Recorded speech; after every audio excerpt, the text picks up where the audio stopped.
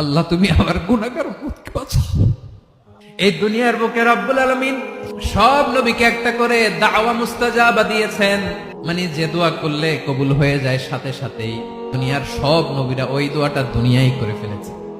বিশ্বনবী বলবেন, আল্লাহ ওই স্পেশাল দোয়াটা দুনিয়াতে করি নাই, আজকে আমি তোমার দরবারে দাঁড়িয়ে কিয়ামতের দিন ওই দোয়াটা করছি। আল্লাহ আমার যে উম্মতের হৃদয়ে যাররা পরিমাণ ঈমান আছে, আমার একটা উম্মতকেও তুমি জাহান্নামে ঢুকাতে পারবা না।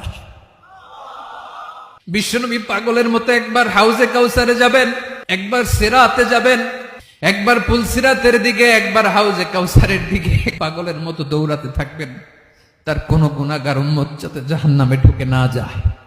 উম্মতি বিশ্বনবী আমার জন্য কাঁদবেন, আপনার জন্য কাঁদবেন, আমাদের জন্য সেদিন কেঁদে কেঁদে জাহান্নামের দরজায় দাঁড়িয়ে আমাদেরকে টেনে টেনে জান্নাতে ঢুকাবেন।